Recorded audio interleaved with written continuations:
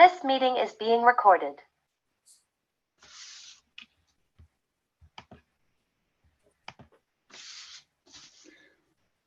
Buenos días, buenas tardes, según el caso. Muchas gracias por venir a esta reunión virtual.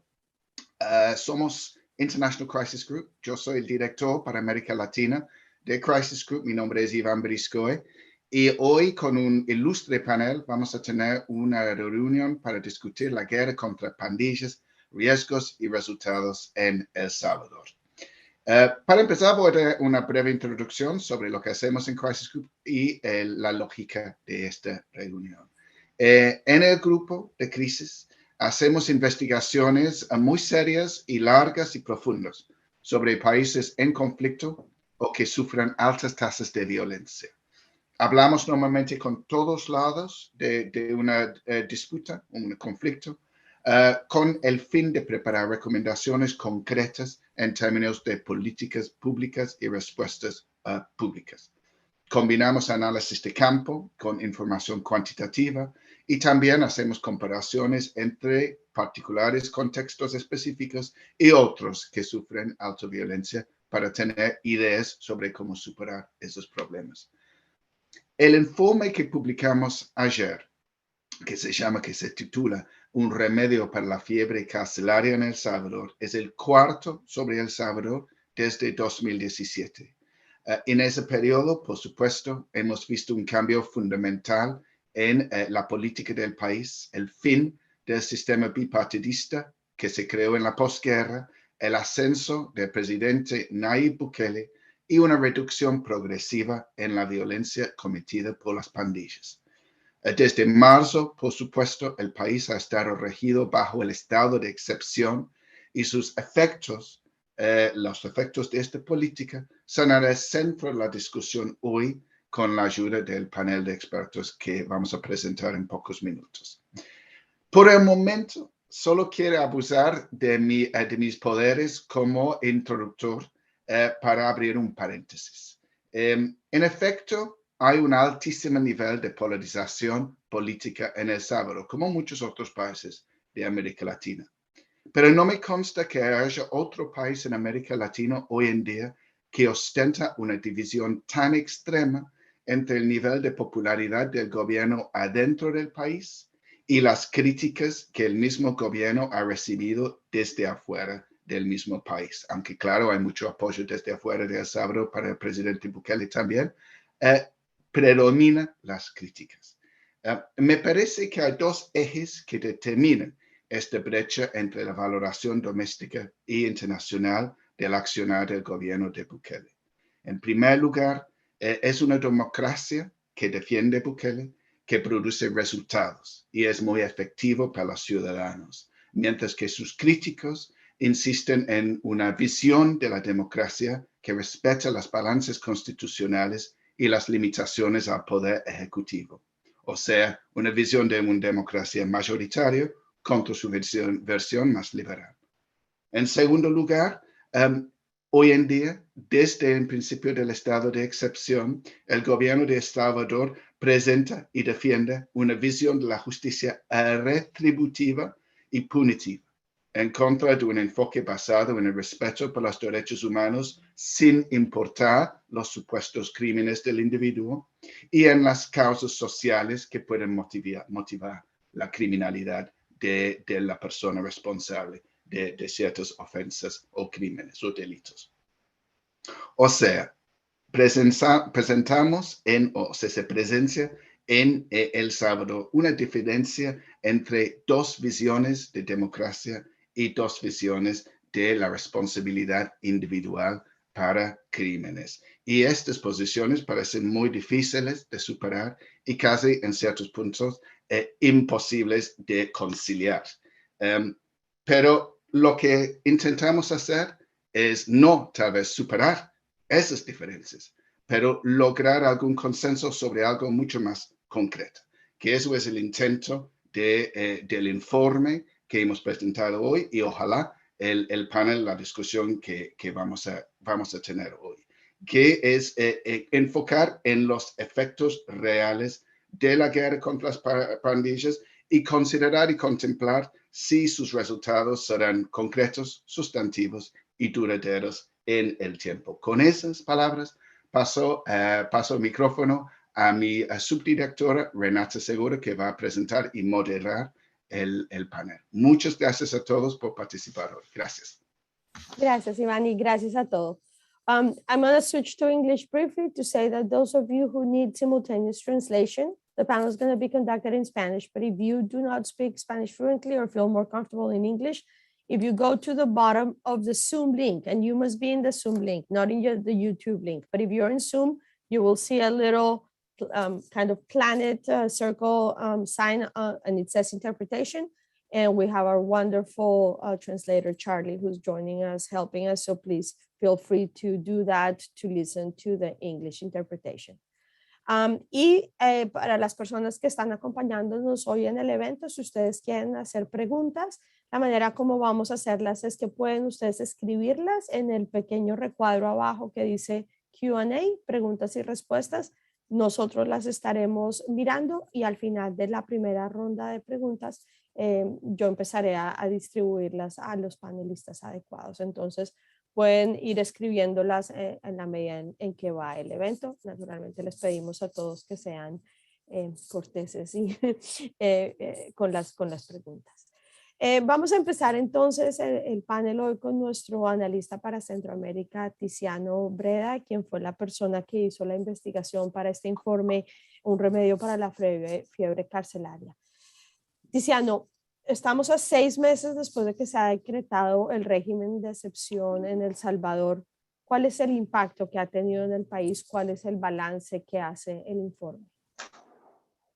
Muchas gracias, Renata, y gracias a todos los que se están conectando y a Susan y Roberto por acompañarnos y con sus valiosos aportes. Yo creo que el estado de excepción marca un antes y un después en el ámbito político y en el ámbito de seguridad de El Salvador, que son íntimamente ligados entre sí. Hay que entender primero de dónde venimos, ¿no? Antes de que Bukele llegara a la presidencia, ya los homicidios iban a la baja durante la administración Sánchez Serén a partir de 2016, después de haber tocado su ápice, su momento más alto en 2015.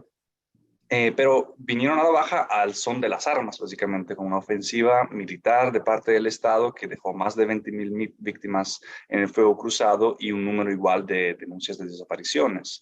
Estos niveles insostenibles de violencia pues contribuyeron, junto con los escándalos de corrupción que afectaron a los partidos tradicionales FMLN y Arena, a desanimar a la población y a abrir ese espacio político para un outsider como Bukele, para presentarse, ¿no?, en las elecciones de 2019 y entonces ganar con una propuesta diferente o simplemente siendo una figura diferente.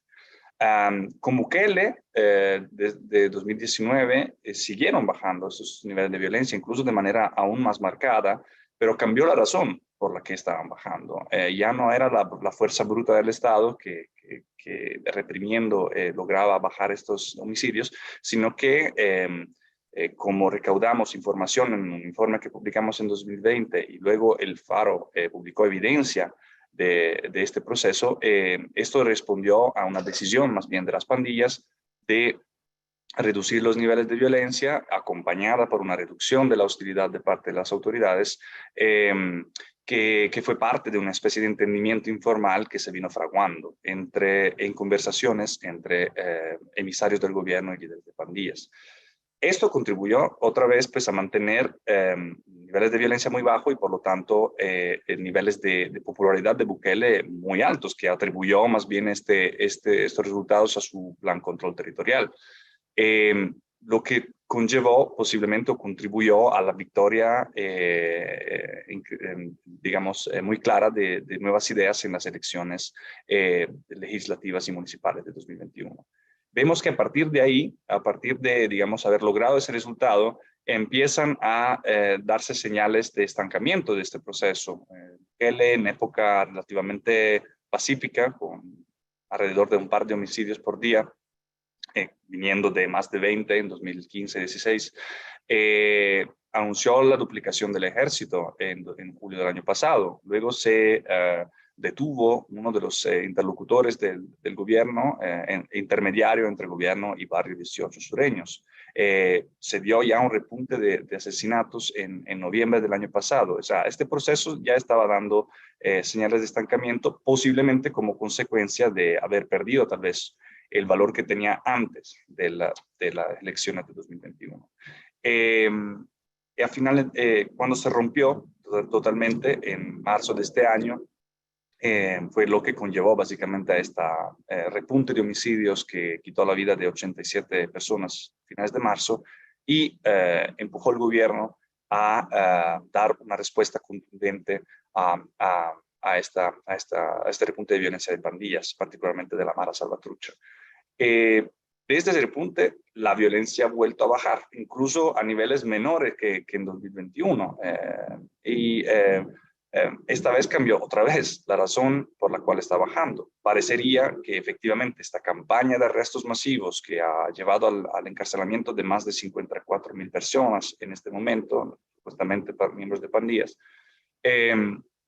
y el endurecimiento de las medidas carcelarias muy complicadas en este momento por los niveles de hacinamiento, han efectivamente asestado un golpe a las pandillas y han hecho que varias de sus operaciones se han visto afectadas, varios de sus miembros más prominentes han sido obligados a esconderse o incluso a salir del país y por lo tanto los niveles pues en este momento están muy bajos. Esto otra vez ha servido a ofrecer un alivio en primer lugar a miles de personas, un alivio por lo menos temporal que han vivido bajo el yugo de las pandillas por años y ha contribuido a mantener los niveles de popularidad otra vez de Bukele por las nubes. Y no creo que sea causal que en este contexto es que se da el anuncio de postulación del presidente Bukele para una reelección, a pesar de la prohibición constitucional, y digamos, empezando la campaña electoral, a pesar de ser todavía las elecciones lejanas de un año y medio, todavía son en febrero de 2024. Concluyo diciendo que si bien esta ofensiva ha arrojado estos resultados temporales, hay unos efectos colaterales que son relevantes y que nosotros mencionamos en el informe. Claramente esto ha venido acompañado de arbitrariedades y abusos, incluso arrestos arbitrarios, y vemos tres áreas muy complicadas. En primer lugar, hay una crisis humanitaria y posiblemente de seguridad que se está fraguando en las cárceles. Ya han muerto más de 75 personas, supuestamente por lo menos las confirmadas, decuplicando el ritmo de muertes en cárceles por razones de violencia u otras en comparación con el periodo 2019-2021.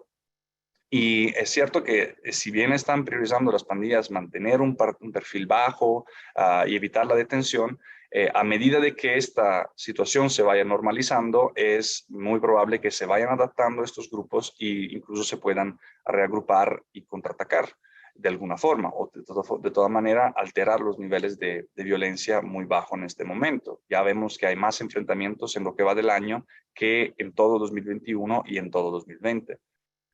Para terminar, hay que ver cuál es el impacto de estas detenciones a aquellas personas que fueron ex miembros de pandillas y habían dejado de delinquir desde hace años y estaban buscando hacer una nueva vida, o hacia esos jóvenes que han sido detenidos por provenir de cierta comunidad, por sus apariencias, por incluso aparecer nerviosos, ¿no? Como se demostró recientemente.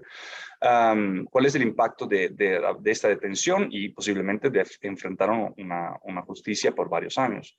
Pues es probable que esto los empuje o por primera vez o nuevamente hacia los brazos de las pandillas. Entonces es una política que parece que intentando enjaular el fenómeno de las pandillas, pero las causas estructurales de este fenómeno todavía siguen problemáticas. Ahí dejo la palabra. Gracias. Gracias, Tiziano. Y eso me da muy buen paso para hacerle la siguiente pregunta a Roberto. Roberto Valencia, para los que no lo conocen, es un periodista muy reconocido en El Salvador, donde lleva viviendo 2 décadas, es autor de varios libros y publica con mucha frecuencia sobre este tema y es una de las personas que más ha estudiado cómo funcionan las pandillas en El Salvador. La pregunta quizás esencial que nos estamos haciendo hoy, Roberto, es ¿cuál ha sido el impacto de la mano dura en las pandillas? Es decir, ¿es este el golpe de gracia que se le está dando a las pandillas? ¿O cómo ves tú que esto puede evolucionar en el mediano y largo plazo? Buenos días, Renata. Gracias por la pregunta. Buenos días también a Iván, Tiziano, a Susan y a todas las personas que nos están escuchando. Muchísimas gracias. Vayamos un poquito por partes, ya sé que no hay mucho tiempo. Conviene creo que un poquito irnos atrás y ver la historia de las pandillas en El Salvador, que es el país del que nos estamos encargando en este informe, ¿verdad? La presencia de los primeros pandilleros deportados, porque creo yo que si no todos, la inmensa mayoría de nuestra audiencia ya sabrá que es un fenómeno importado, es decir, que las primeras veces que aparecieron en placazos, grafitis de la 18 de la MS, no fue en las calles de El Salvador, no fue en los cantones de El Salvador, fue en Los Ángeles. Y ese fenómeno se importó, sería hilar demasiado fino, no creo que sea el momento ahora, pero bueno, a partir de finalísimos de los 80, cuando todavía la guerra no se había cerrado, los acuerdos de paz son del 92, y en esos primeros años en esos últimos años de la guerra y primeros años de la posguerra es cuando se enciende, yo he usado esa figura alguna vez, se enciende la centrifugadora de Estados Unidos y comienzan a llegar por docenas, por centenares y por miles los pandilleros. Vaya. El desarrollo del fenómeno es meteórico, es decir, el problema se dispara en muy pocos meses, años. Y la primera política pública que podemos calificar ya como manodurista, ahora vamos a entender por qué, tiene fecha, se lanza en julio del 2003 y la lanza el expresidente del Partido Arena, de la derecha, Francisco Flores. A partir de ahí, las pandillas que ya tenían una presencia en la sociedad y una serie de asesinatos brutales a sus espaldas, es decir, ya habían hecho mucho daño a esta sociedad, pero a partir de ahí, a partir de ese momento del plan mano dura, así es como se bautizó, a partir de ese momento las pandillas se convierten en un actor político. Y desde entonces no ha habido presidente que no haya apostado, al menos en una fase de su administración, de su quinquenio, a la vía represiva, a la vía manodurista que ha quedado, al menos en esta sociedad, nos ha quedado el término para englobar a todas estas políticas de mano dura, valga la redundancia, que se han venido desarrollando con distintos nombres. El presidente que sucedió a Francisco Flores fue Antonio Saca y él, poco original, nombró a su política de mano dura mano superdura, perdón, siempre hay una discusión entre si es mano superdura o super mano dura. El presidente que lo sucedió, que fue Mauricio Funes, fue el que jugó con otra vía, que es la tregua, la tregua que estuvo vigente entre 2012 y 2014, pero también tiene sus episodios, o sea, él durante su administración es que se impulsa, la aprueba la Asamblea, pero él es un anteproyecto de ley que envió el presidencia, la ley de proscripción de pandillas.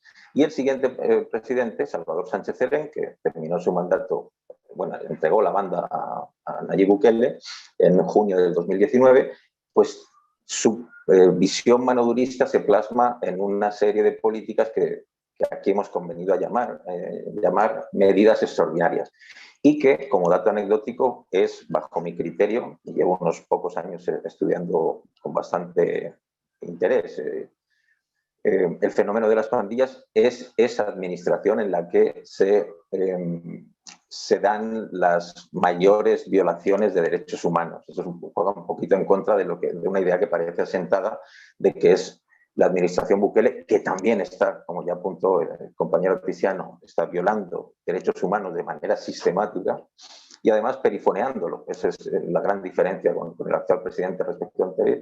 Pero entre los años 2015 y 2018 hubo aproximadamente 1.500 ejecuciones que están bajo la sospecha de haber sido ejecuciones extrajudiciales, al menos un buen porcentaje de ellas, cometidas por las fuerzas de seguridad, también la Fuerza Armada, pero sobre todo la Policía Nacional Civil. Entonces, ¿qué quiero decir con este pequeño resumen? Que desde Flores, desde hace casi 20 años, cada presidente ha tenido su política y su versión de manodurismo. ¿Se ha solucionado el problema de las pandillas, el fenómeno de las maras? Pues yo creo que, o sea, voy a dar la respuesta, pero es una pregunta retórica. No. O sea, las cifras que nos destapó el presidente Bukele ahora, que rompió con de alguna manera con el plan al que atribuía la reducción de homicidios, que era el plan control territorial, y de la noche a la mañana el hashtag, nunca mejor dicho, se cambió por un guerra contra pandillas. Ese es el hashtag habitual en el poderoso aparato propagandístico del Ejecutivo, del Ejecutivo y más allá ahora mismo.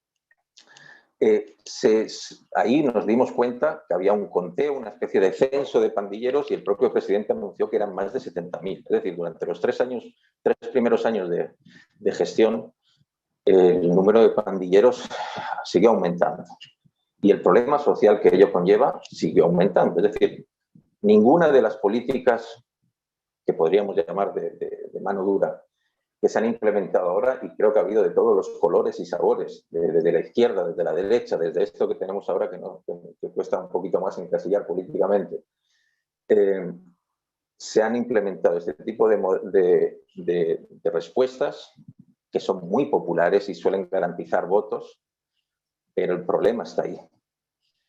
Y normalmente el que viene y presenta su nueva propuesta y presenta 3 o 4 matices nuevos, un nombre o fuegos de artificio, etcétera, siempre suele acompañar esa presentación con la afirmación de que están haciendo lo que no hicieron los anteriores.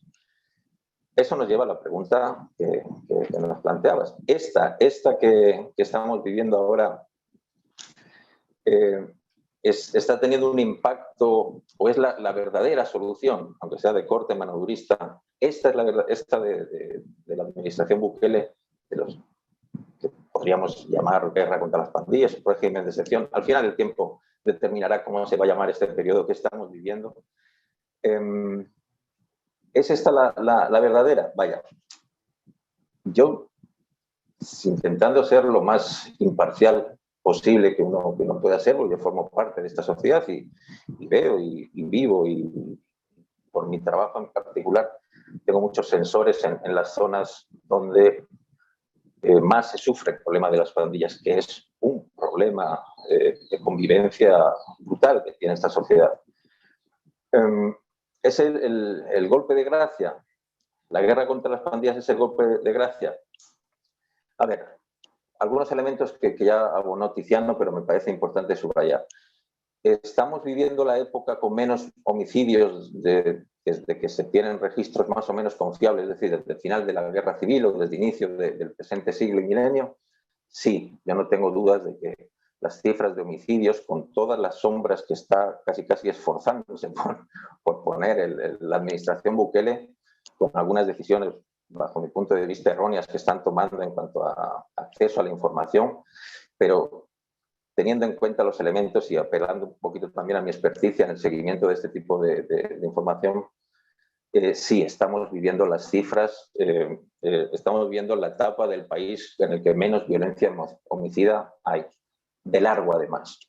Un elemento adicional, ese bienestar no se limita únicamente a la violencia homicida, es decir, hay un descenso generalizado en casi todos los homicidios, desde los directamente relacionados con las pandillas, o los que cuesta menos relacionar con el fenómeno de las pandillas, como desapariciones, extorsión, etcétera, hasta otros. Es decir, hay cifras positivas en otros indicadores de violencia. Y hay un elemento que agrego yo y que tiene un componente más de subjetividad. Hay más tranquilidad en las comunidades, porque ese no es tan fácil de medir como el número de denuncias que se interponen en una fiscalía o en una delegación de la PNC. Hay más tranquilidad en las comunidades y, como se plasma en el informe, la respuesta es sí. Entonces, uno, en principio, después de estos 3 síes, menos homicidios, menos violencia en general, más tranquilidad en las comunidades ahogadas. Yo sé que cuesta entender cuando no se ha vivido con un problema de este tipo lo que supone el yugo de las pandillas a una comunidad. y lo que supone que haya ya 2, 3 generaciones que han vivido con ese yugo siempre. Es decir, ya hay padres que viven en colonias fuertemente afectadas por las pandillas, que eran niños cuando conocieron lo que es que no les dejaran salir de su pasaje a jugar a la cancha porque estaban los pandilleros, y que el padre que quería que su hijo estuviera alejado del mundo de las pandillas, pues se rebuscara con economías muy precarias por buscar una PlayStation de segunda mano y que pudiera invitar al otro vecinito. O sea, eso es lo que se está atenuando. El golpe de gracia, pues después de esto que he dicho, podría pensar, bueno, parece que va por buen camino. Yo no soy tan optimista por lo siguiente, y ya con esto concluyo. La pandilla ya nos ha demostrado, las pandillas, las maras, ahora mismo tenemos 3 fuertes y otras menores. La principal es la Mara Salvatrucha MS-13, barrio 18 revolucionarios, barrio 18 sureños, y hay otras menores. Mau Mau, La Mirada, etc. La pandilla ya ha sabido adaptarse, ya ha sabido responder a todas las políticas de mano dura que se presentaban como la solución final.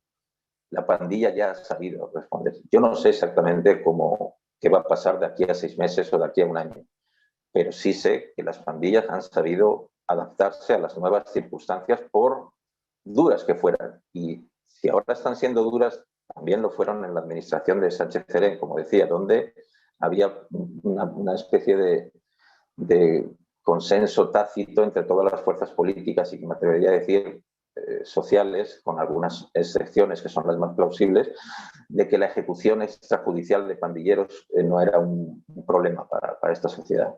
Entonces, las pandillas han demostrado tener una capacidad que cuesta explicar, porque son perfiles de jóvenes, de comunidades empobrecidas, con no altos estudios, pero la realidad es la que es. 2. Las pandillas todavía no han respondido a este embate del Estado. O sea, están recibiendo palos, ahora verdaderos palos. Yo no creo que esto sea una pantomima, un compadre hablado, como hay algunos analistas por ahí sugiriendo que hay un compadre hablado. No. Las pandillas han decidido, y llevamos más de 6 meses, y eso cuesta entenderlo, las pandillas han decidido esperar a que se calmen las aguas. Es una decisión. Entonces está pendiente de saber qué va a pasar. Eso es un escenario que quizás luego aparezca en otras preguntas. Y tercer y último punto, los problemas nuevos que se van a crear con esta apuesta. Tiziano ya mencionaba el hacinamiento. O sea, somos un país de 6.3 millones de habitantes que ahora mismo tienen más de 80.000 privados de libertad. Esto es inviable, se mire por donde se mire. O sea, lo es inviable para una sociedad con recursos infinitamente más para una sociedad con recursos limitados como es la salvadoreña. Entonces, gracias, Roberto, exactamente esa era la pregunta que quería hacer a Susana. Entonces, si quieres terminar y justo me pego a eso. Termino condensando un poquito las ideas. Este está siendo un golpe enérgico, muy enérgico. Yo llegué en 2001 a ser parte de esta sociedad, y es lo más enérgico, me atrevería a decir, lo más enérgico y lo más alcanzativo, lo que involucra más frentes a la misma vez que he visto, que han visto mis ojos. ¿Qué es el golpe de gracia? Yo respondería que no. Ahí me quedo. Gracias, Renato. Gracias, muy interesante, además importante ver esto en el contexto histórico que nos presentas, porque claramente no es la primera vez, aunque quizás esta sea la vez que más duro le han afectado a las pandillas. Claramente hay un precedente. Y quería pasar entonces ahora a Susan Cruz, que es una consultora que ha trabajado por mucho tiempo, tanto con comunidades como con personas reclusas en El Salvador. Y quería preguntarte primero sobre este tema que Roberto estaba mencionando y al que Tiziano también había indicado, que es cómo ves tú la situación adentro de las cárceles en este momento. ¿Qué estás oyendo? En particular hemos visto que el número de mujeres encarceladas se cuatriplicó, se creció enormemente. ¿Qué impacto ha tenido esto? ¿Qué estás oyendo tú de lo que está pasando adentro de las cárceles y qué efecto ves tú que esto pueda tener en la manera como las pandillas reaccionen al futuro? sabiendo, como sabemos, que hay, bueno, una conexión siempre muy fuerte en El Salvador entre la gente de las pandillas que está adentro de las cárceles y los que siguen en las calles. Buenos días. Voy a hacer mi presentación en inglés, porque pienso que es apto también hacer un análisis comparativo entre lo que es lo que está pasando en El Salvador y a nivel regional y también en Estados Unidos. I'm going to be presenting in English Susan, because one of déjame the, entonces, por si alguien llegó tarde y alguien no habla inglés, tenemos interpretación simultánea. Si van abajo, hay un pequeño circulito y ahí pueden oír a Charlie haciendo la presentación de Susan en español. Dale. Okay. Thank you. Speaking of which, Charlie, I emailed you two things. If you could please share them because I will be referring to them while I speak. So I thought that it would be apt to make a comparative analysis of mass incarceration between El Salvador and the United States. As it were, the United States has long stood as being in terms of ranking, the #1 country with the highest rate of incarceration. And prior to the state of exception, El Salvador was #4. However, since the state of exception started, over 53,000 people have been arrested, detained. Many of them have been transferred to Salvadoran prisons. And while I was not able to find anything to cite, it's a case of simple math. The number of people incarcerated in El Salvador when it was ranked 4th was over 34,000 people. You throw in 50,000 people, you're looking at almost approaching 90,000 people in prison in El Salvador. And so I venture to say that El Salvador is probably ranking now as #1 in the world with the highest rate of incarceration per capita. And that is not something that we should be proud of, that no one should be looking as a success story. And I understand what Roberto refers to as a sense of tranquility in some of the communities that were affected by gangs. I personally have had family members kidnapped, extorted, disappeared, murdered. Many people I know and care for have been displaced by the violence. However, and I make reference to something I sent to Charles, which is a newspaper front page. Charles, if you could share it, that would be amazing, because I'm making reference to a visual. I'm sorry, Charlie actually cannot, he's translating, so he actually doesn't have the ability to share his screen. I see. Do we? I think we do. So if you want to maybe send it to the group, and then we'll try and share it. Sure. Well, so back in 2003, this, this image that I'm referring to, which is the front page of a newspaper that basically states this is a group of gang members at a press conference, and they indicate that incarceration is not going to solve the problem. And so unfortunately, every single administration, since even before Francisco Flores, who was the one who started the Mano Dura policies, every single administration, regardless of the color of their party's flag, has made the same mistakes over and over and over.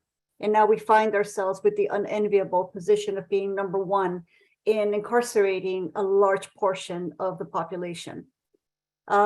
So the gang members have been pointing out this is not going to fix the problem. However, no one seems to listen. And by incarcerating so many people, it doesn't seem like none of the administrations took into account the collateral consequences involved with taking away fathers and mothers and brothers and sons, from a household, from a community, and what that means, especially for a country who has a very young population. When you look at the population pyramid of El Salvador, the vast majority of the bulge of the pyramid population is under 30. And so you have a lot of people who are of reproductive age, who are in prison. Many of them have already had children. And so what's happening to all these kids? All these women who were single mothers, who were head of households, who have been detained. Where are their children? I did some sort of research and I contacted people, CONA, ISNA, anyone that deals with child welfare, and apparently there was no plan in place as to what to do. When they rolled out the state of exception, it seems that no one had the forethought to think about the children. So where are these kids? The only thing I could find is that they're doing campaigns in which they're rolling out, people that work for CONA, looking at restaurants and bars, looking for children who are working in these bars or drinking, underage drinking. And I thought to myself, well, if you had the forethought to understand that maybe these children were going to be roaming in the country unsupervised and uncared for, then what is the plan? Otherwise, you're just perpetuating a problem that has been pointed out by gang members, for decades, past. I'm going to see if I can share this thing. Oh, okay. Apparently my screen sharing is disabled by the host. So the other thing I wanted to point out in terms of what's going on with the children, reports coming in from Guatemala and Mexico and the United States show that in comparison to last year, there has been a significant increase of people moving through Guatemala and Mexico and also approaching the border with the United States trying to enter. For those of you who are probably not aware, the previous administration implemented a Remain in Mexico policy that forced people that were trying to seek asylum in the United States, forcing them to remain in Mexico. One of the things that I was able to witness myself is how the conditions of those people that had to stay in Mexico while the policy was lifted, and the after effects of not only having to leave their country, leaving El Salvador, leaving everything behind, but also the suffering and the crimes committed against them in transit through Guatemala and through Mexico, and only to find themselves stopped at the border with the United States. Another collateral consequence is that on the US side of things, people who are applying for asylum in the United States, because of the gang violence and alleged crimes committed against them by gangs, is now being responded by government attorneys as, hey, look at what this administration is doing. They're doing a great job. They have a war against gangs. They've cleaned up the country. You have nothing to fear. The credible fear you used to have that made you eligible for asylum status in the United States no longer exists. So we're sending you back to El Salvador because things are good now. And so it puts a lot of people who are already in the United States in a precarious position because there is not enough information that is made available to immigration judges, to government attorneys, to show that just because you incarcerate over 50,000 people, that does not take care of the problem of violence, inequality, poverty, and everything, all the root causes that have historically led children and youth from joining gangs. One of the main reasons why the population of gangs have mushroomed in Central America, not just El Salvador, is the prison system itself. When you have so many people that are incarcerated and the government allocates 35 cents, I think I had, early on, I had questioned someone in this administration as to what is it that the government allocates for food per prisoner per day. It used to be 35 cents. And now I think it's allocated to 50 cents per day, per inmate. So anyone here that's listening to this, you buy nothing with 50 cents, nothing. Maybe if you're lucky, one tortilla. And how are you supposed to be able to feed, a human being who's incarcerated, who is pretrial, whose presumption of innocence still stands? So one byproduct of this mass incarceration is how the state itself has turned this into a money-making venture by forcing the family members and loved ones and gang members to buy the necessary basic needs of the incarcerated population: food, clothing, medicine. We have seen how many people are dying because they don't have access to medication. They don't have access to healthcare. The negligence is upon the state because they are the ones who also have to hire medical staff, professional staff to deal with the health of inmates. And so there are these collateral consequences that have to be taken into account, because the war on gangs is not just a war on gangs, it's also a war on the communities where people are being forced to deal with a missing breadwinner, with a mother who's not there to be able to breastfeed her child, with children roaming free. And I don't mean free in a good sense, but rather roaming unsupervised and uncared for and neglected by the state. The other thing I wanted to note, even with the building of a new prison that will hold 40,000 people, over 90% of people that enter prison are going to come back out. And they come back out to what? There is nothing inside prison that is offered to help them deal with whatever behaviors led them to commit a crime.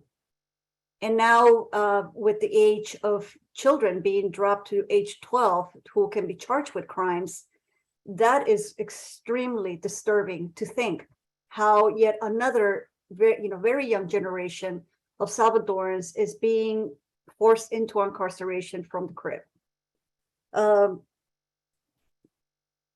Thank you, Susan. If you don't mind, we could stop there because we're getting a lot of questions and I am so afraid that we're going to run out of time. Perdón, vuelvo a pasar al español.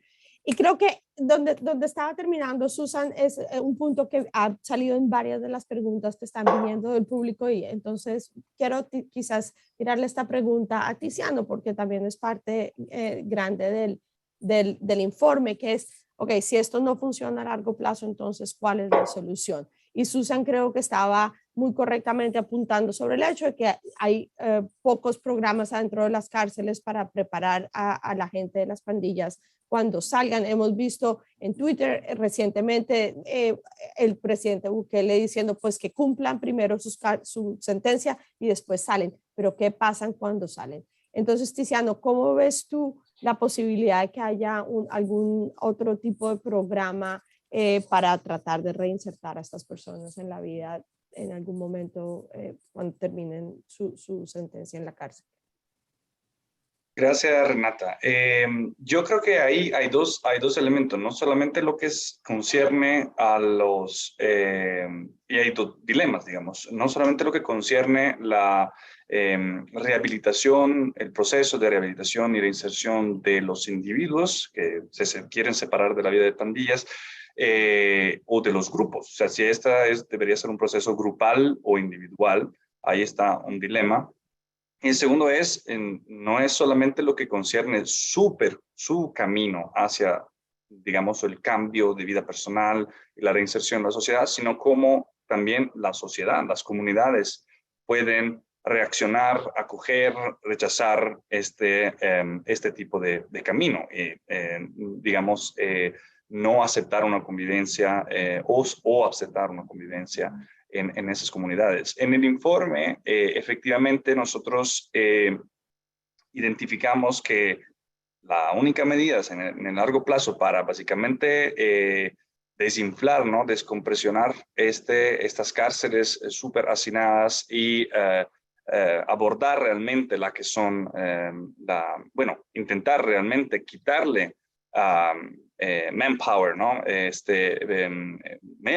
Membresía a las pandillas dentro y fuera de las cárceles, y no solamente ponerlos en las cárceles, es a través de una ruta, precisamente de un ofrecimiento de una alternativa, que nosotros le sugerimos al gobierno que la propusiera en la forma de una especie de indulgencia condicional, o sea, condicionando una posible reducción de pena para aquellos miembros, exmiembros o colaboradores que no tengan cargos pendientes por crímenes muy serios, como homicidios o otros actos violentos, sino que estén ahí por su supuesta participación o membresía a estos grupos, incluso que ya hayan pagado por sus crímenes, porque estamos hablando de muchos expandilleros que se han dejado la vida de pandillas desde hace, en algunos casos, años, incluso décadas, que han sido recapturados bajo este régimen de excepción y que, en las palabras de uno de ellos, pues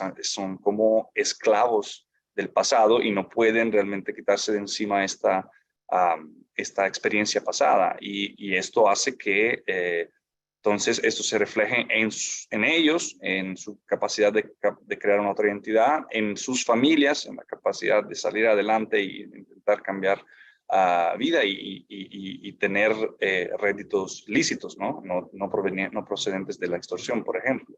Entonces, hay que empezar por las cárceles, creemos, en informe, porque ahí es donde se concentra un poco este problema, donde también existe un movimiento mucho más fuerte, ya antes del régimen de excepción, de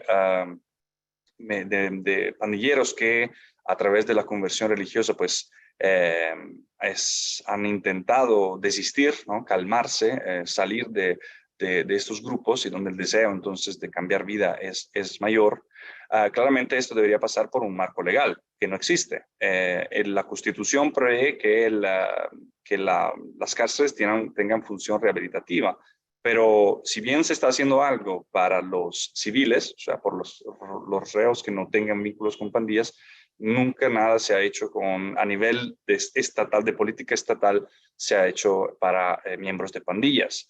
Y es muy llamativo porque este gobierno tal vez era el primero que estaba intentando hacer esfuerzos para ir en esa dirección. Hubo un programa el año pasado tentativo, se llama Pionero, de hecho, en el que algunas agencias del Estado, en cooperación con agencias de cooperación internacional de la ONU y USAID, habían impulsado medidas, digamos, de rehabilitación y de inserción de exmiembros de pandillas para identificar aquellos elementos claves para formular una política de Estado. Entonces, habían hecho, de hecho, esfuerzos. Estos claramente han sido revertidos bajo el estado de excepción y anulados, básicamente. Se debería retomar estas experiencias. Hay ya por lo menos 5 propuestas de ley de rehabilitación que sociedad civil o gobiernos pasados han presentado y que siempre y nunca han sido abordadas y aprobadas por la Asamblea Legislativa. Y esto claramente debería definir, una ley debería definir, pues, cuál es el proceso, quiénes son las instituciones a cargo, cuáles son los criterios para que alguien pueda participar, su condición psicológica, etcétera, etcétera. Y también cuáles serían las medidas entonces a tomar dentro de las cárceles y una vez regresados en las comunidades. Nosotros, siendo breve, identificamos, más allá, digamos, de lo que es los talleres vocacionales y educativos dentro de las cárceles, y una colaboración entre, básicamente, Estado, sector privado, que podría coadyuvar, pues, a ofrecer algún tipo de empleo según las demandas del mercado en ciertos sectores para que estas personas y iglesias, sobre todo las evangélicas, que tienen un contacto más cercano con los miembros que quieren dejar las pandillas, tienen algún tipo de confianza mayor, ¿no? que otros. Pero más allá de esto, yo creo que hay 2 aspectos que son importantes para el éxito, para un posible planteamiento de esta propuesta. El primero es cómo plantearla precisamente. O sea, esta indulgencia condicional debe ser como enmarcada en una especie de rendición de las pandillas, que aunque pueda no gustar como formulación a muchos miembros o exmiembros de pandillas, pues creo que por lo que hemos escuchado es preferible a un enfrentamiento pues, duradero y continuo y a las autoridades y a la justicia por el resto de su vida. La otra cosa es insistir en el ámbito de la justicia. Y entonces introducir un elemento central de justicia restaurativa hacia las víctimas de violencia de pandillas, sea de extorsión, de que han perdido un familiar, se han sido desplazados o algún familiar ha sido desaparecido. Porque al, digamos, restituir algo a las víctimas a través de búsqueda de la verdad, petición de perdón o información sobre sus seres queridos que puedan haber desaparecido, no solamente aumenta las posibilidades, digamos, que si esto es el elemento central, que el público de alguna forma lo acepte un poquito más. Si la justicia para las víctimas es un elemento central, también puede ser un poco más digestible el hecho de que haya procesos de rehabilitación. Y también, en segundo lugar, esto puede alentar a que una vez regresados en sus comunidades, pues los expandilleros pues puedan construir las bases para una convivencia con las comunidades que los acogen, que han sufrido bajo el yugo de las pandillas por muchos años. Ahí cerraría. Muchas gracias, Tiziano. Tenemos muchísimas preguntas y voy a tratar de hacer el mejor esfuerzo que puedo para condensarlas. Y quizás le voy a tirar la primera pelota a Roberto. Hay varias que creo que quizás podrías tú responder. Hay mucha discusión dentro de las preguntas sobre los efectos que tiene el estado de excepción puramente desde el término de seguridad y de justicia. Entonces, varias preguntitas. Uno, ¿cómo explicas tú la falta de resistencia de las maras? Tú mismo dijiste que es un poco sorprendente que llevábamos 6 meses y la decisión ha sido aplazarla. ¿Por qué están reaccionando de este momento y cómo lees tú la decisión del gobierno de no extraditar a Blue, se llama el marero que decidieron no extraditar? ¿Crees que eso puede ser indicación de que hay un compadre hablando? Pero 2 otras cosas relativamente relacionadas, y esto es amplio, pero te pido que seas lo más concreto que puedas en la respuesta. Una, ¿cómo ves tú la capacidad de la Fiscalía y del sistema judicial para responder, digamos, a la carga que está trayendo el estado de excepción? Y el otro lado de la moneda, ¿cómo ves tú que serían los efectos de levantar el estado de excepción en términos de seguridad? ¿Qué pasaría si, digamos, el Congreso decide no renovarlo la próxima vez? Todo esto en 2 minutos. Gracias, Renata. Vaya.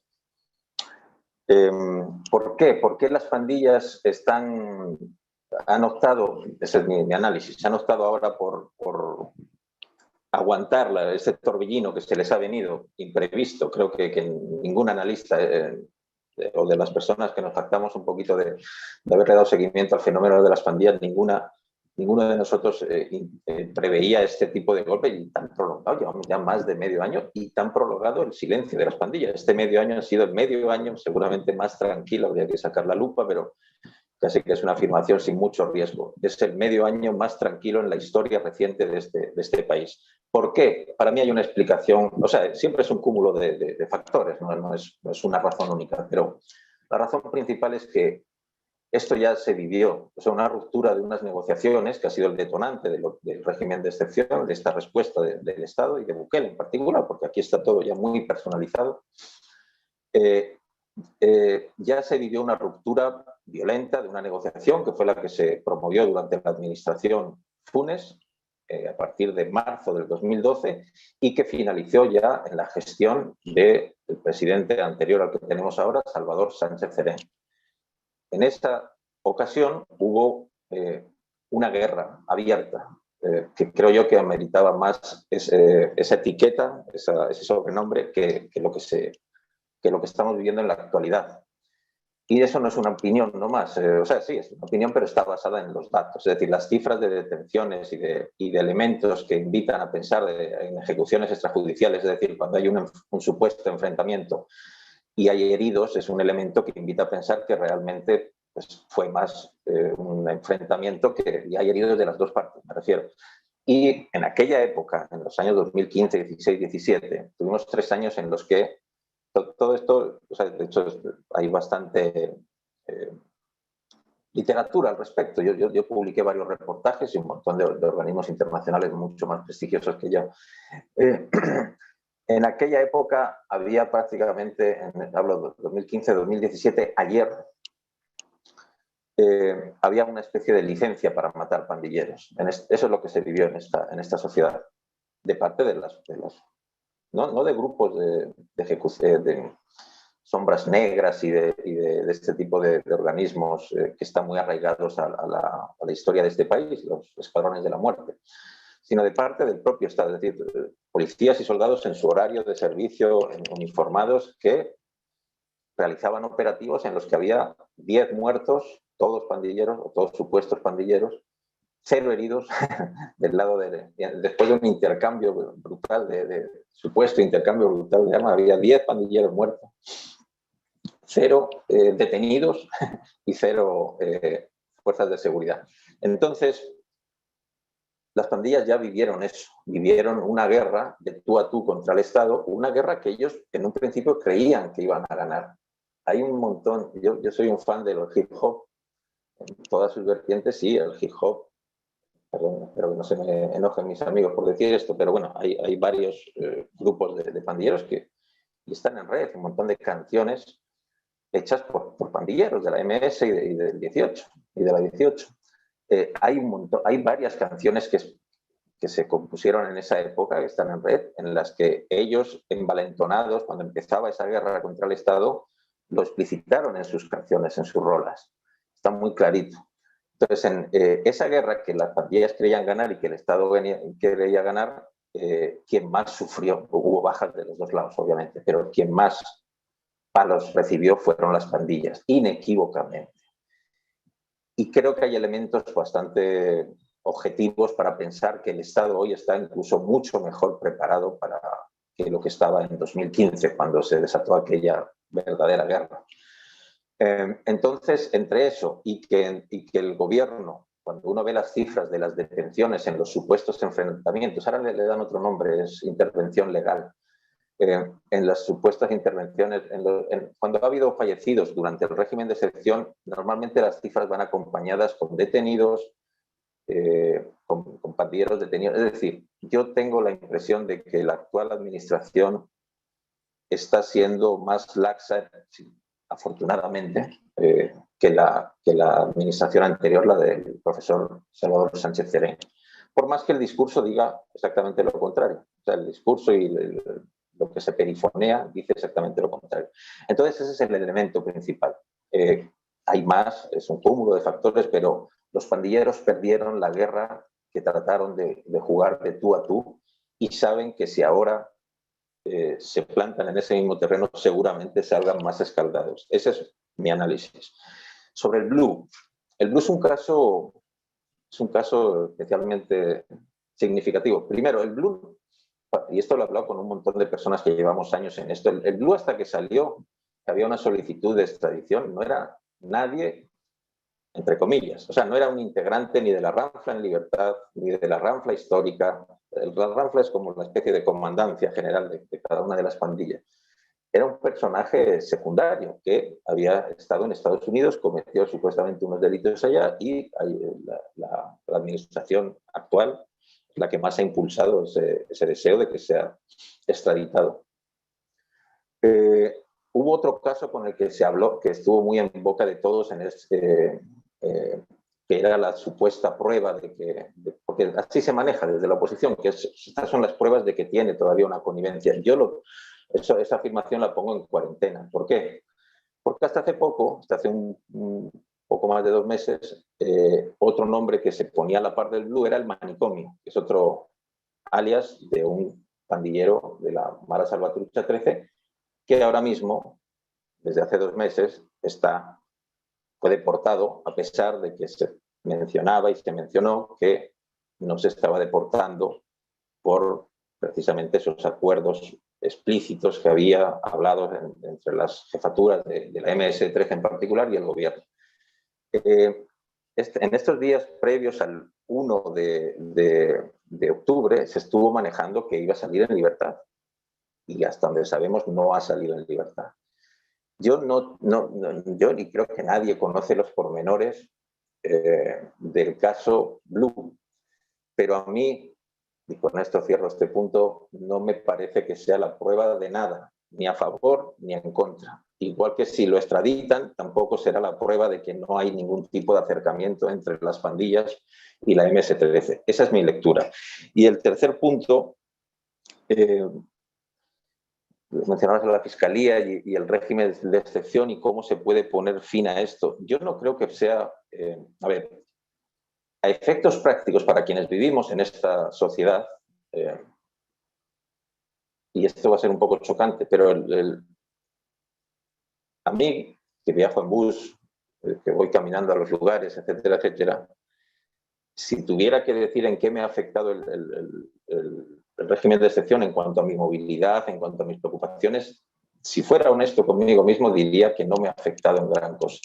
Es decir, claro que está afectando en las comunidades empobrecidas. Ahora mismo tenemos desde el fin de semana un pueblo entero militarizado que se llama Comasagua, porque ahí se ha lanzado un operativo. No estoy minimizando ni muchísimo menos, pero tengo la sensación de que el régimen de excepción es ahora más, está más en el lado de lo publicitario, en el lado de estamos haciendo esto y con esto. Esto es lo que permite mantener un homicidio al día, un país que celebrábamos hace 5 años cuando promediábamos 10 homicidios al día.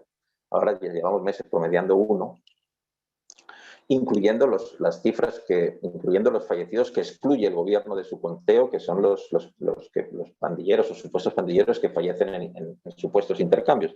Yo los incluyo y promediamos siempre 1. Entonces el día que se levante el régimen de excepción va a haber algunos beneficios concretos en algunas comunidades concretas y algunas liberaciones, etcétera, etcétera. Pero tengo la convicción de que el grueso del régimen de excepción está ahora en el plano de lo simbólico, visto desde el lado del gobierno. Obviamente, las implicaciones, que haya una familia que tenga un ser detenido injustamente y que lleve ya, y que prácticamente que le detengan 15 días y no tenga acceso a una defensa mínimamente digna, todo eso es censurable.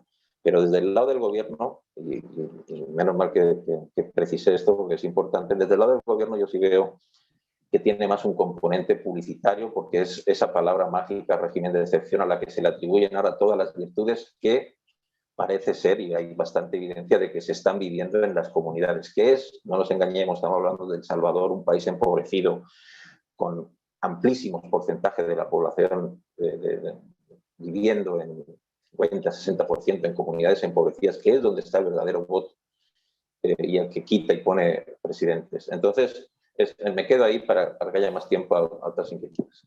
Gracias, Roberto. Susan, voy a pasar para ti y te voy a hacer 2 preguntas. Una que es específica para ti sobre cómo entiendes tú que está funcionando, cuál es el sentido de que el Estado salvadoreño esté promoviendo leyes bajo la protección integral de la niñez y primera infancia, como crecer juntos, nacer con cariño, mientras al mismo tiempo está la situación en las comunidades que tú bien describías, en la que muchos de estos niños están quedando sin cuidado. Esa desconexión se puede resolver de alguna manera. Y quería quizás pedirte, y creo que en esto estás un poquito en desacuerdo con lo que dice Roberto, pero varias de las personas en el público están diciendo, sí, seguramente en algunas comunidades la situación es dramática, como tú bien la has presentado, pero para muchos en El Salvador la situación está más tranquila y ha traído algo de respiro la bajada de la violencia. ¿Qué respondes tú a eso? ¿Crees que eso no es significativo? ¿O cómo hacemos, digamos, estas 2 cosas que son un poco contradictorias, cómo las entendemos simultáneamente? So to answer your first question, for anyone that has ever been to Los Angeles, California, they will have probably observed the problem with homelessness, particularly in Los Angeles. As California went from a state that incarcerated hundreds of thousands of people, and thankfully over the years there have been reforms and new laws that have passed that have closed prisons for adults and for youth. The problem of homelessness has now shifted back to the community. Sheriffs and top police officials in the United States have talked about not being able to arrest our way out of these problems that are caused by gang violence or drug trafficking, etc. You cannot arrest your way out of these problems. So when you look at the boomerang effect of what happened in California, where there was mass incarceration, and over the years there have been, a lot of pressure and pushing of getting people the treatment that they need, the support that they need, housing, stable housing, etc. And now you can't use the prisons as a housing program anymore. You can't displace and, you know, shut out the problem. Because as I mentioned before, over 90% of people that are sent to prison will come back out. And so when you look at Los Angeles now, I was just there a couple of months ago, the homelessness problem has significantly increased. There are places where you cannot even walk on the sidewalk because there are people literally living on the sidewalk. And this is something, you know, that the communities are really upset about. They were very happy when they didn't have to see homeless people because the homeless people were in prison. The mentally ill were in prison. And now that they're back in the community, everyone's upset. And so this relative calm that El Salvador claims to be having, because the problem has been put out of sight and out of mind, it's going to boomerang right back on them. Because you cannot keep people incarcerated forever, you know, without being a fascist state.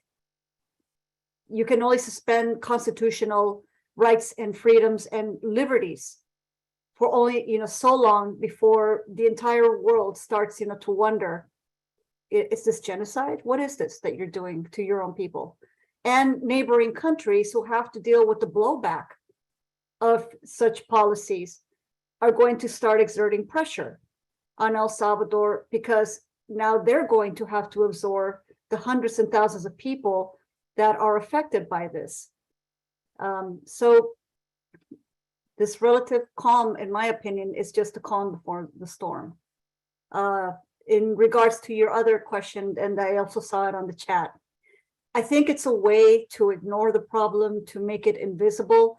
However, there is another image that's floating around of a woman who is in prison. I think she's in one of the Bartolinas, probably a holding cell, in which she is pressed against the bars.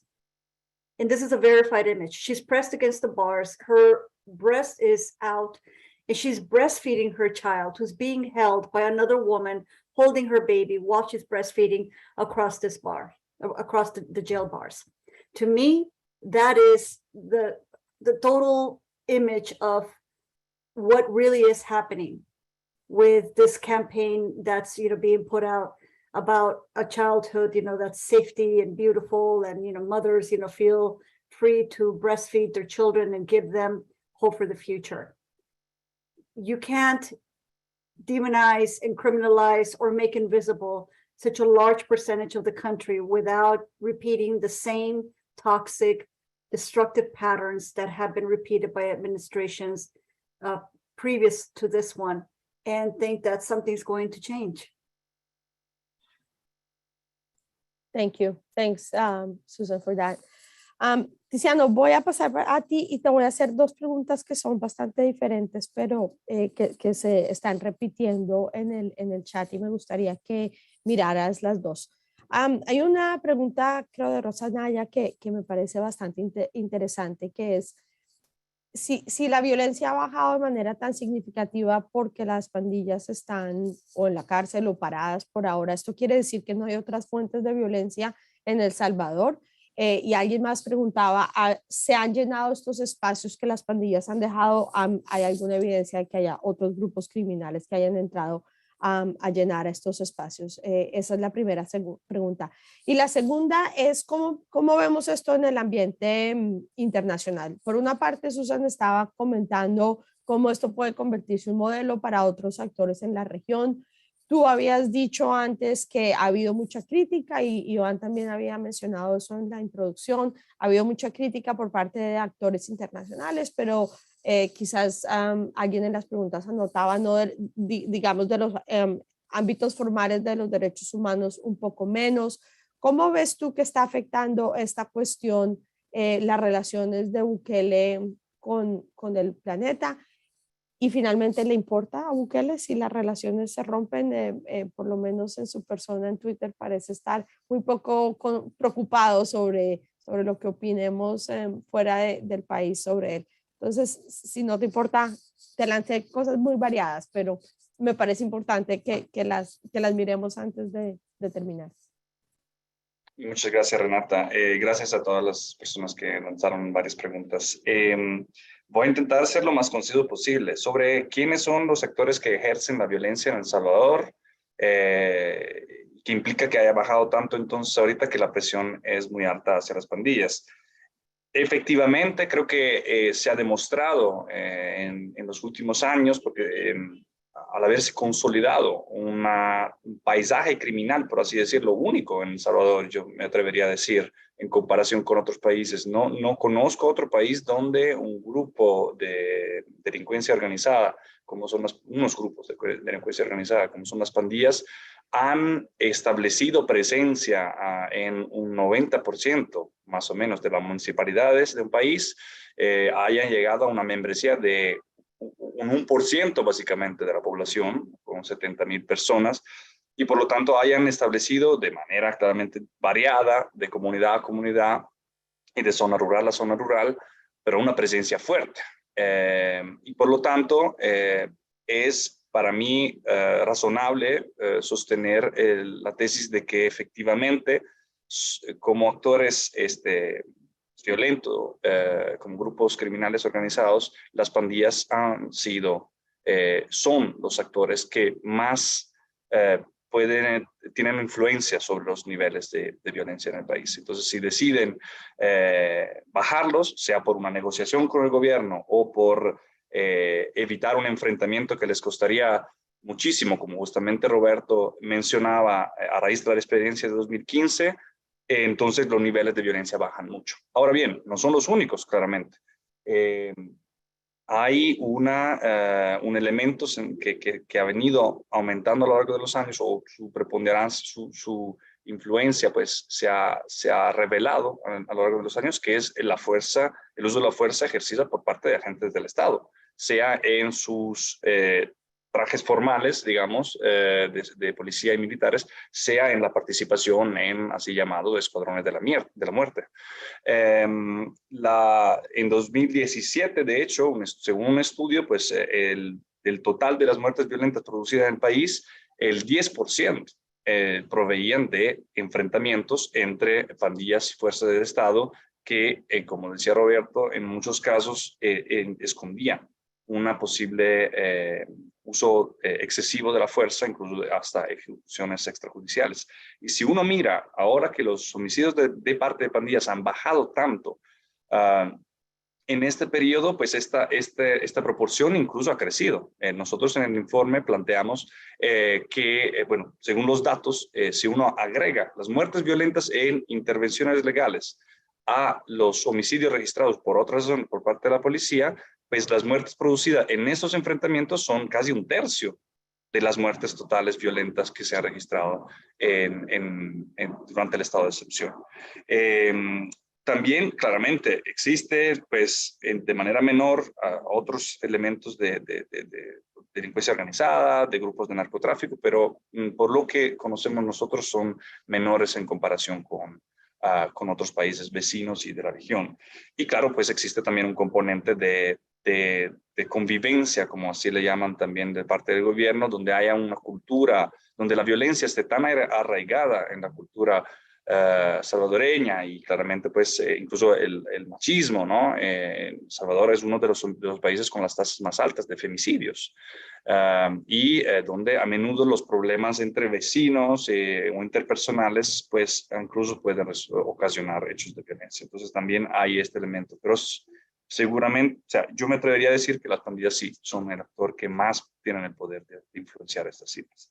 Sobre la percepción internacional de Bukele y de esta política, yo dividiría en dos grupos los de observadores internacionales. Hay un grupo que son las democracias occidentales o socios principales comerciales de El Salvador, que pondría Estados Unidos y los países europeos en particular, donde ha habido claramente cierta cautela, incluso en los organismos multilaterales, de expresarse sobre lo que está ocurriendo, pero ni en favor ni en contra. Yo creo que íntimamente hay una preocupación de que digamos, esta política venga acompañada de violaciones tan difundidas, tan evidentes de los derechos de los ciudadanos y de abusos de parte de las autoridades, y que esto, pues, de alguna forma, pues, evidencia incluso un progresivo, ¿no? Concentración de poder y uso de los poderes ejecutivos, digamos, para hacer lo que quiera, básicamente la presidencia, que todas las instituciones del Estado pues simplemente agachen la cabeza y digan sí. Pero por otro lado, todos creo que consideran varios elementos. Primero, ¿qué tan populares son esas? Bueno, primero, el discurso que Bukele ha logrado instalar de polarización. Si no estás en favor del estado de excepción, estás protegiendo a los delincuentes, a los terroristas. Y esto creo que ha desalentado a varios de expresarse con más contundencia sobre este concepto para no alimentar esta diatriba, esta pelea, ¿no? Sobre todo en redes sociales con los actores internacionales. Segundo, la popularidad de estas medidas. Es indudable que ha sido un deterrente, creo yo, porque si la mayoría de la población apoya estas medidas y siente un alivio, la crítica, pues, en su totalidad a las medidas, pues, se viene más difícil, creo yo. En tercer lugar, sobre todo desde el punto de vista de Estados Unidos, si se están teniendo un cierto impacto a nivel de seguridad y de combate a las pandillas, pues esto sirve a los mismos intereses nacionales de Estados Unidos, que tienen entre la seguridad y el combate a la delincuencia organizada una de sus prioridades en la región. Entonces, creo que varios de estos elementos juegan en este tipo de cosas. Y además, el hecho de que los mismos defensores nacionales como la PDDH no estén siendo muy vocales por varias razones que podríamos discutir, esto confluye en la información que llega a los organismos multilaterales y por lo tanto puede influir en su decisión de no expresarse tanto, pero yo creo que la preocupación sea latente. Otro grupo de países, ahí cierro, perdón, se me está extendiendo, es los regionales. En Centroamérica, en Sudamérica, y hemos visto que la estrategia, sobre todo comunicacional, incluso de Bukele, ha logrado posicionarlo como una referencia en el combate de un hombre fuerte contra la delincuencia organizada y que ha tenido muchos resultados y que es muy popular. Yo creo que haría 4 observaciones al respecto. Primero, sin repetirlas, digamos, los efectos colaterales que he enunciado en mi primera intervención son efectos que deberían ser considerados al sugerir que esto es un modelo exportable y que se puede utilizar en otro lado. Segundo, como me estaba refiriendo antes, El Salvador tiene un microcosmo criminal único y por lo tanto tampoco creo que se pueda aplicar la misma receta a países donde estén los grupos, por ejemplo, vinculados al narcotráfico más presentes o haya más grupos que tengan menos control territorial y todo esto. Y sea, digamos, one size fits all, como se dice en inglés, ¿no? Tercero, creo que lo más llamativo, sinceramente, de esta, o lo que más llama la atención de los decisores políticos que se han expresado a favor de estas medidas en Guatemala, Honduras, Chile, República Dominicana, Colombia, Ecuador, más bien, más que, digamos, la estrategia de seguridad en sí, es el rédito político electoral que parece tener. La popularidad enorme que esta pueda tener es lo que yo creo que tenga algún tipo de elemento de appeal, ¿no? De que sea llamativo de parte de esos gobernantes, de esos políticos. Y cuarto, y ahí es una advertencia, por así decirlo, hay que admitir que la precondición para implementar este tipo de modelo y para exportarlo a cualquier otro lado es tener el control, es que el Ejecutivo tenga el control de todas las demás instituciones. Porque si la Asamblea Legislativa, el partido de gobierno no tuviera la mayoría absoluta, incluso calificada, para extender las veces que quiera el estado de excepción sin debate, sin mayor preocupación, pues no sería posible hacerlo. Si una Corte de Constitucionalidad independiente evaluara que una medida que se supone que es por 30 días y que puede ser renovada si las condiciones que la originaron persisten. Las condiciones fueron ese fin de semana violento que resultó en una alteración del orden público, que solamente fue en marzo y estamos ya en 7 meses dentro del estado de excepción. Una Corte de Constitucionalidad evaluara que esto fuera inconstitucional, sería también un problema. Si el fiscal general o los jueces pidieran más evidencia para que se detengan a esas personas que en este momento están siendo detenidas primero y luego investigada, tampoco sería fácil. Así que es una política que es íntimamente ligada a un proyecto de concentración de poder, francamente, y desmantelamiento de pesos y contrapesos democráticos. Entonces sería muy preocupante, problemático exportarla, digamos, a expandir su influencia a otros países de la región. Ahí quedo. Gracias, Tiziano. Y ya estamos pasados de tiempo, pero tenemos muchas preguntas todavía pendientes. Entonces, quiero quizás terminar antes de que cerremos con lo siguiente. Hay dos preguntas que están en el Q&A que son muy grandes, pero las quiero lanzar a los tres y quizás cada uno me puede dar 2 minutos de sus impresiones sobre el tema.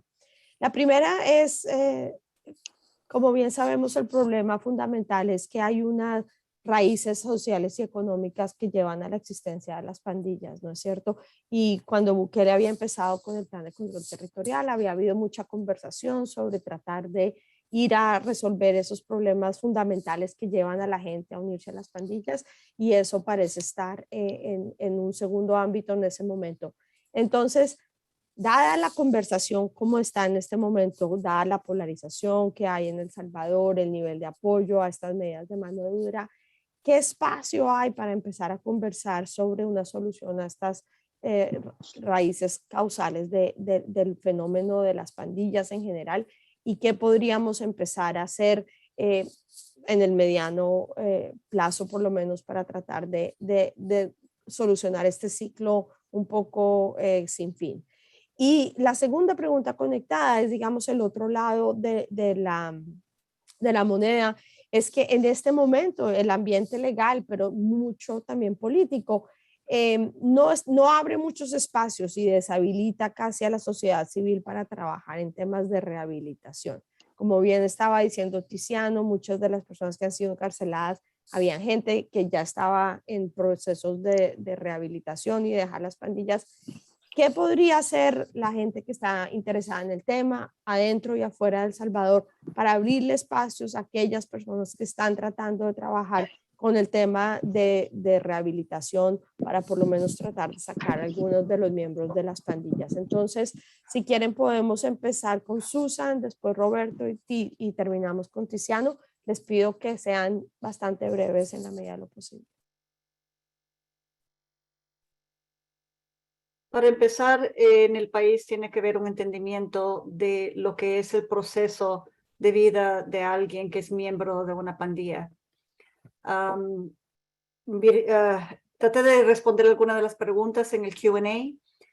Nomás quiero clarificar que al principio comenté de que iba a ser mi presentación en inglés, porque hay que tomar en cuenta los efectos en otros países, lo que se refiere a salvadoreños que andan buscando vivir en otros lugares, que no es El Salvador, donde no se estima que una persona que perteneció a las pandillas, sea por su propia voluntad o por coerción y obligación, realmente puede tener un futuro en El Salvador. Entonces, ¿qué es lo que van a hacer? Van a buscar poder vivir en paz y poder rehacer sus vidas en otros países. Y entonces este evento que está siendo grabado, pues me gustaría compartirlo con personas en Estados Unidos que tienen en sus manos el poder de poder ordenar la deportación de personas, de salvadoreños y salvadoreñas que están solicitando asilo y de que no están enterados, de que solo miran las noticias, miran los tweets que dicen guerra contra pandillas, 0 homicidios, todo está bien y fabuloso. Y entonces un juez en un tribunal de migración en Estados Unidos dice, oh, perfecto, entonces ya no hay problema, tú ya no vas a ser victimizado por las pandillas, te voy a deportar o te voy a negar tu asilo, ya no te vamos a tener que dar una presencia aquí en nuestro país. Lo mismo pasa en México con Comar. Entonces, la razón por la cual lo estaba presentando en inglés es por eso, porque hay una gran falta de información. Y lamentablemente no hay transparencia por parte de esta administración para que el gobierno de Estados Unidos realmente, o quien sea, pueda realmente entender qué es lo que está pasando. Porque lo único que miran es lo que está ofreciendo el Estado en sus tweets y en otras avenidas. Entonces, si una persona no puede cambiar su vida en El Salvador, lo va a tener que hacer en otro lugar. Es la verdad.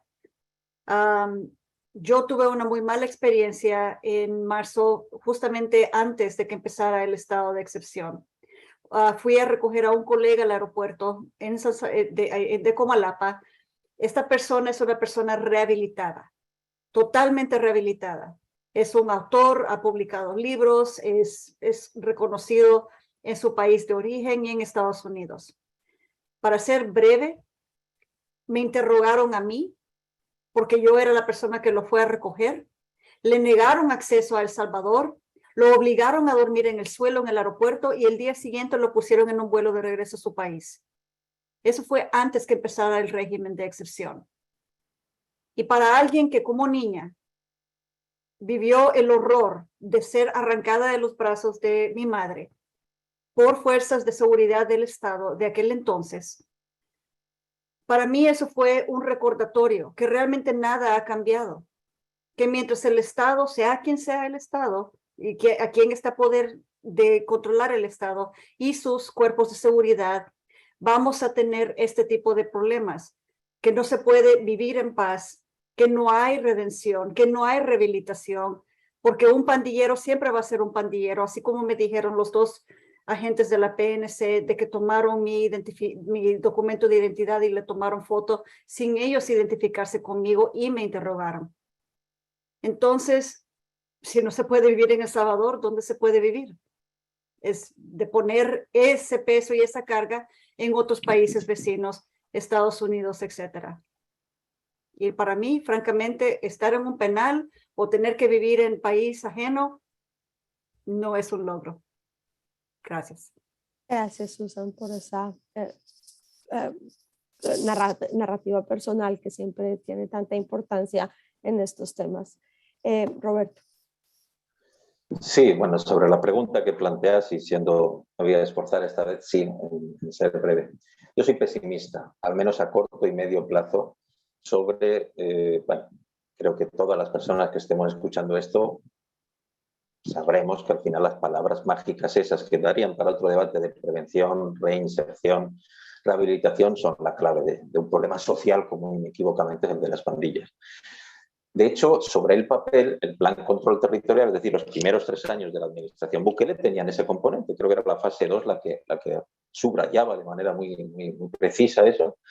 Y de hecho tiene hasta su elemento icónico, que son los cubos. Los cubos son unos edificios bien bonitos, bien acondicionados, bien abastecidos de computadoras, etcétera, que se están construyendo en medio de comunidades que son chabolas, dicen en otros lugares. Bueno, hay un componente que en principio no se ha abandonado, pero obviamente ahora está cumpliendo otra función. De hecho, por estas paradojas de la vida, el funcionario responsable de ese departamento del Ejecutivo, que es el tejido social, se le llama popularmente, la dirección de reconstrucción del tejido social, es Carlos Marroquín, alias el Slip, que es del que se filtraron los audios en los que él inequívocamente admitía que había llevado a la frontera a uno de los líderes pandilleros de la Mara Salvatrucha, en particular al Croc, que es un personaje de mucho peso en la ranfla histórica y en la ranfla en la cárcel hasta que salió hace unos meses. Entonces es el mismo personaje. Yo, ¿por qué soy pesimista? Primero por la popularidad del régimen de excepción y lo que significa la popularidad.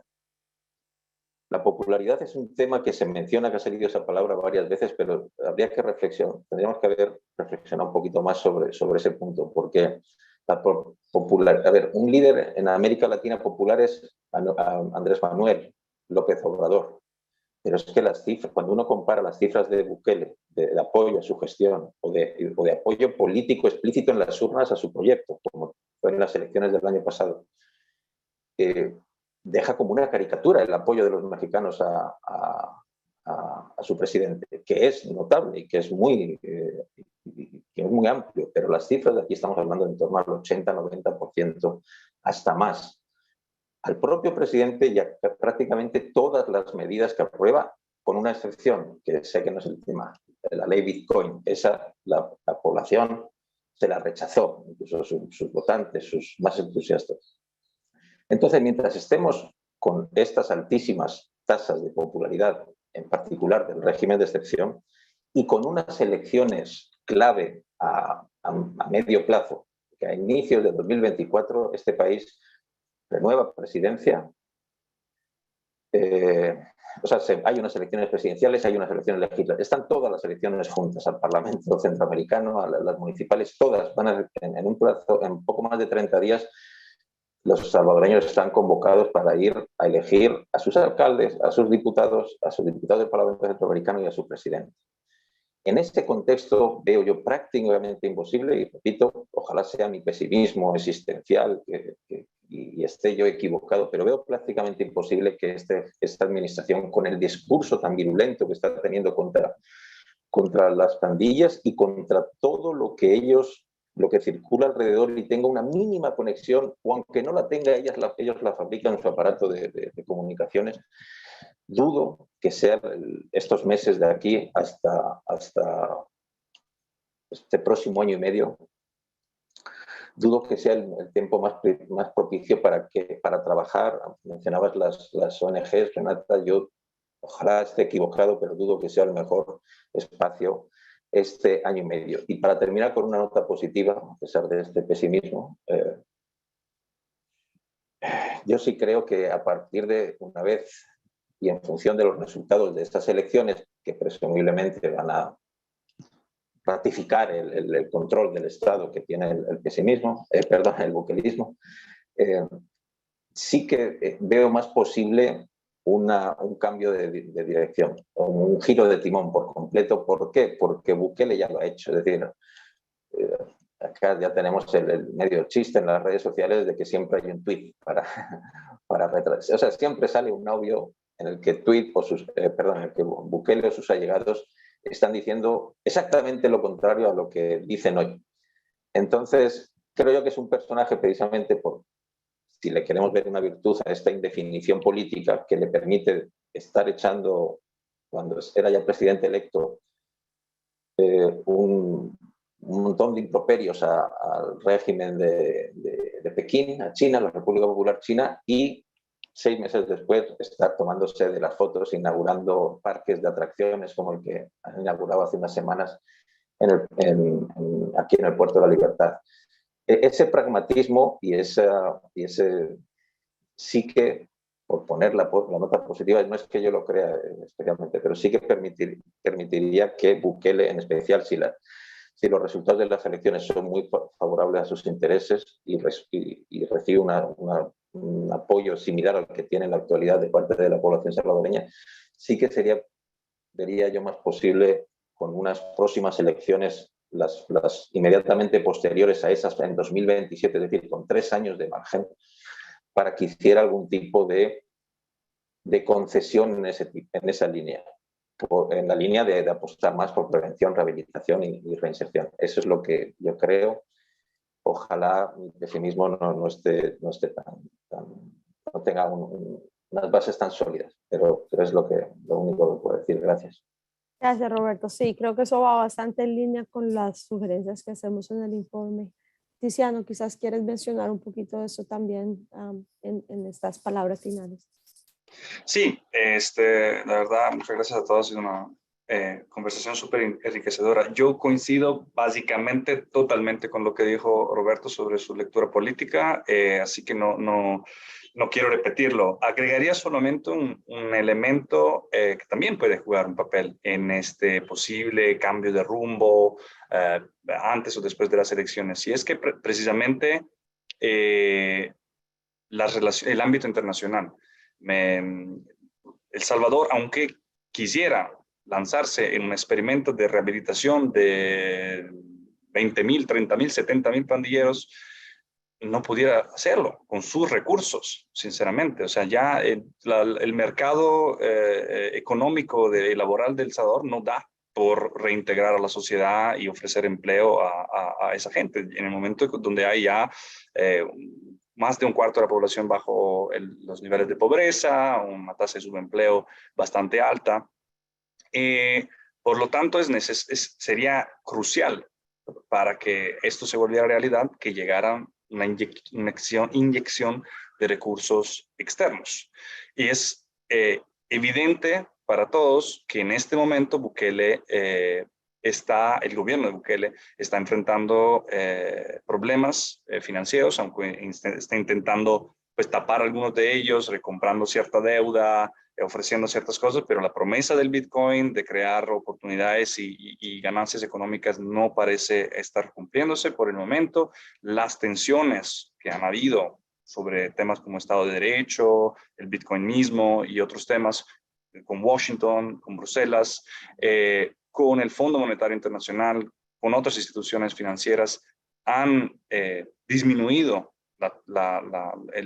precisamente los flujos económicos y los préstamos y la posibilidad de obtener recursos internacionales del gobierno. Por lo tanto, una vuelta incluso en las relaciones que hay con Bruselas, con Washington, con los principales donantes, sería crucial para efectivamente impulsar o crear las condiciones para que estas políticas se den. Que me olvidé contestarle a la pregunta de antes. ¿Puedes sobrevivir o puede aguantar sin estos recursos El Salvador buscando otros socios? Yo tengo mis dudas. O sea, claramente el apoyo a China, del que habla Roberto, incluso a Rusia en algún momento, o a Turquía, tiene ese componente de pelea geopolítica, de intentar ponerse en un curso de choque, ¿no? con las potencias occidentales que lo han criticado tanto, pero no tiene un tinte ideológico o estratégico para el país. Es puramente pragmatismo y oportunismo político. Entonces, yo creo que en realidad que él estaría muy contento de recomponer los lazos con los principales socios comerciales, que son Washington y los países europeos. Y creo que esos países, sobre todo Washington, Estados Unidos,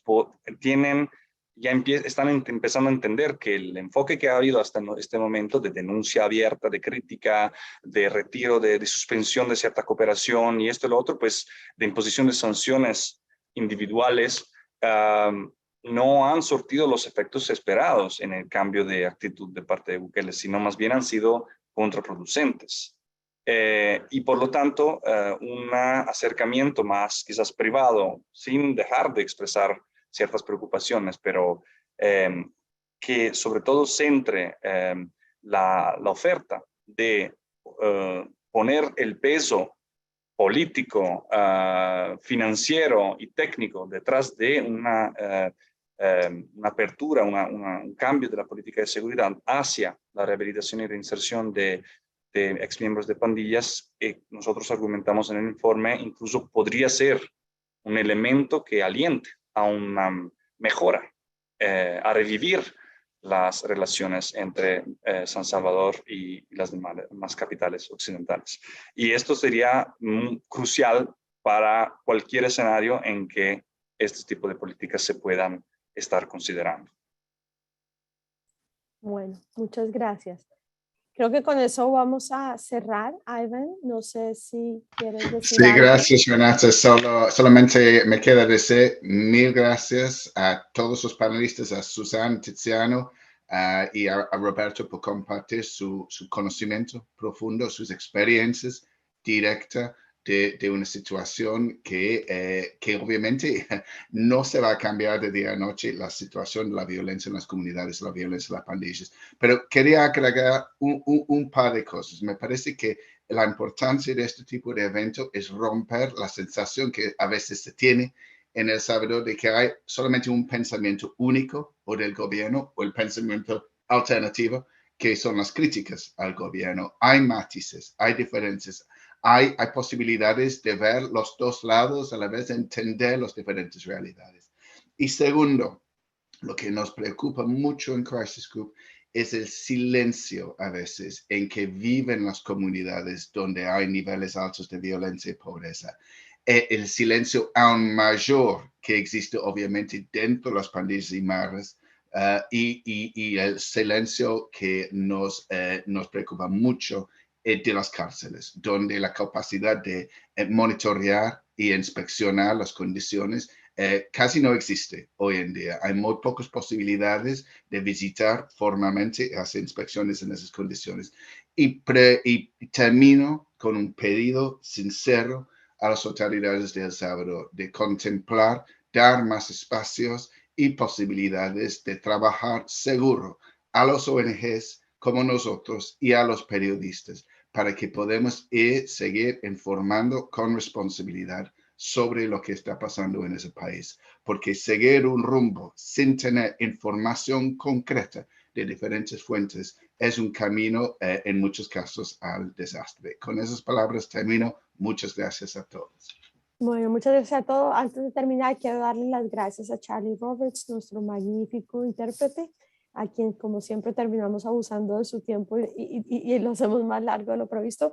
Y a todos ustedes, tenemos todavía 70 personas viendo. Ahí quedaron preguntas sin responder. Si tienen cualquier duda y quieren contactarse con Tiziano, por favor manden un email a media@crisisgroup.org y con gusto todos los que estamos en Crisis Group podemos tratar de conversar esto con más detalle si es de utilidad.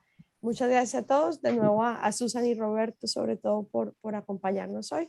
Mil gracias. Buenas tardes. Gracias. Gracias. Muchas gracias. Hasta luego, gracias.